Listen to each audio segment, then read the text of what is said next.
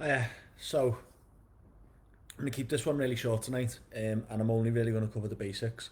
I'm going to talk about hormones, both ones that affect male and females, and some of the things that you can implement to combat some of the negative impacts of hormones changing and what certain hormones will impact you and how, so you've got a bit of a better understanding of what's going on.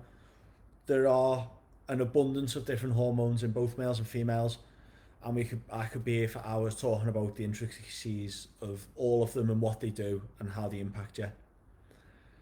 Only going to talk about three or four different hormones. First one I'm going to talk about is the menstrual cycle and how your hormones will affect cravings and some of the things that you can implement during your period so that you can reduce the cravings, handle the cravings better, and feel a bit better and not feel like you're going off track or the things are going out the window. Because it's going to happen every month, ideally, for you. So knowing things that you can do during that month to still feel good is going to help you in the long run.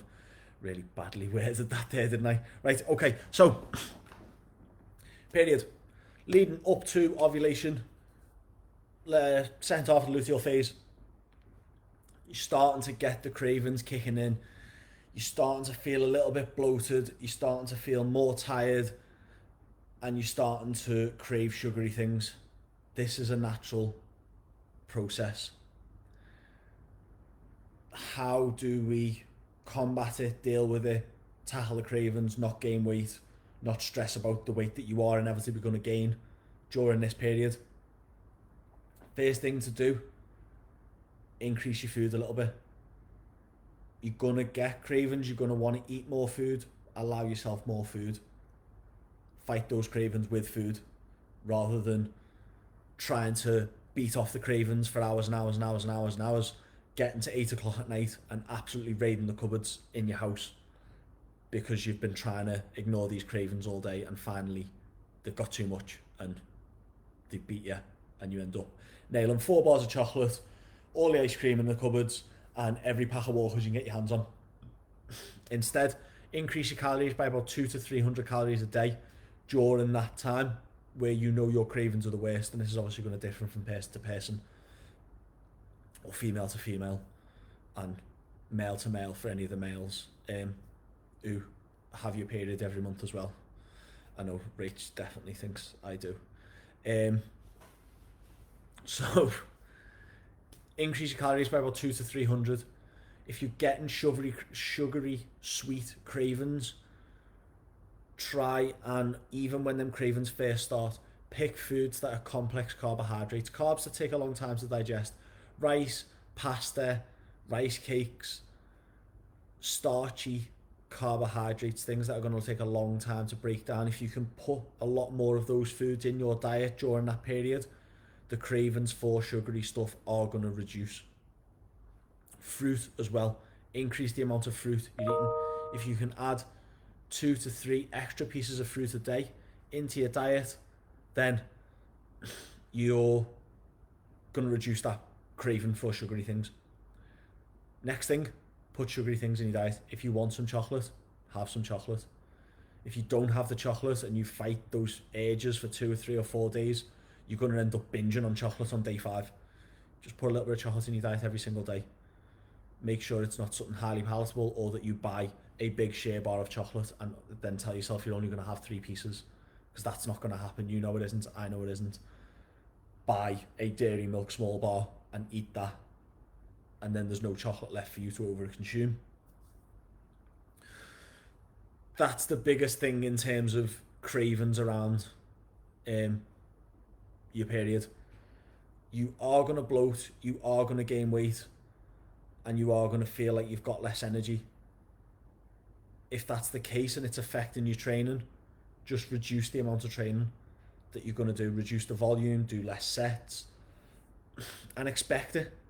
Prepare for it, and take it as, this is going to happen, this is natural, this isn't you doing anything wrong during the week, that's just what happens with your body. Once that passes and you start feeling that you've got more energy and you start feeling that you can train a little bit harder, go and train hard. It's going to vary from person to person, female to female. If it's not affecting you at all, then great. Continue training hard and pushing through it. It will affect some females more than others. Unfortunately, that's just the way it is. Next hormone. Now, this is a hormone that affects both males and females, and it's something that will be affecting everyone at the moment because of the high stress situation and the shite that's on the telly and the news and the confusion stuff that's going on and all the restrictions and no one really knowing what's going on. Cortisol. Cortisol's a stress hormone. You get cortisol if you're on your period, you get cortisol released after you train, you get cortisol released if you've had a stressful day in work, you get cortisol released if you don't get enough sleep. You need some level of cortisol in your body. It needs to be there for some of the processes that happen in your body. However, if you let your cortisol levels get too high, you won't digest food effectively, so you'll feel like you have less energy, you'll feel more bloated. You won't sleep as well. You won't fall into a deep enough sleep because your cortisol levels are too high. You will get massive food cravings if your cortisol levels are too high. High cortisol levels leads to high food cravings. Things you can do to manage your cortisol levels: make sure you're getting plenty of sleep and that it's good quality sleep. Make sure that you're doing things that help switch your brain off prior to going to bed. Things like journaling, reading a book, trying to relax. Supplements: ashwagandha in the morning, mostly for most people. Ashwagandha is a fantastic supplement for reducing cortisol levels. If you can supplement with ashwagandha, I recommend everyone should really supplement with ashwagandha of at least 500 to 600 milligrams in the morning. That's going to help you reduce your cortisol levels. Next one, this is a male only one. Testosterone. If you are 35, 40 and older, I would strongly suggest going to the doctors to get blood work done to check where your testosterone levels are at in relation to where they should be for a healthy adult of your age. Your testosterone levels as a male, as you get older, will begin to decline. It's a natural process. However, if they are declining quicker than what is deemed healthy and your testosterone is massively low, then it's going to have a knock-on effect in terms of how hard you can train, how much muscle you can grow, and also your general mood and state of mind. So if you go and get that blood work done and it is lower than where it should be, then you need to have a conversation with your doctor about doing something to address that. It's something that not a lot of males will go and get done or look into, but it is something that will affect every male. So it's something that you need to be aware of and go and address. Next big one is ghrelin and leptin. This is the last two I'm going to talk about. Ghrelin and leptin are your hunger and your full hormones. Leptin makes you feel full and ghrelin makes you feel hungry. The little ghrelin gremlin that makes you feel hungry. If you're on your period, you will produce more ghrelin than you will leptin. Your leptin levels will reduce, your ghrelin levels will increase, making you feel more hungry. If you don't get enough sleep, so if you don't get 7 to 9 hours of unbroken sleep in the night, your ghrelin levels will increase and your leptin levels will reduce, again, meaning that you feel hungry more and that you feel full less often. If you're training regularly, the exact same thing happens. Ghrelin increases, so you feel cravings for food more. Leptin reduces, so you feel the feeling of being full less. So if you combine all three of those things, you're going to feel hungry a lot. So menstrual cycle we can't control. If you're a male, you haven't got a menstrual cycle, so we'll cancel that one out, but be aware of it. Training. If you're training regularly, you're going to feel hungry after you train. So make sure that you have food prepared for after you train and you don't leave it too long after training before eating. Otherwise, you're going to be starving, you're going to overeat, and the ghrelin gremlin is going to kick in and make you feel really hungry and overconsume stuff.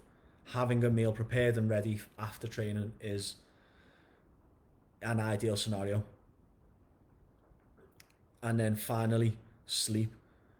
You need to get enough sleep. It is crucial whether you're training for fat loss, whether you're trying to achieve fat loss or whether you're trying to achieve muscle gain. If you're not getting enough sleep and it's not good quality sleep, then you're not going to progress. Your cortisol levels will elevate. You will be hungry more often and you just won't be recovering from the sessions.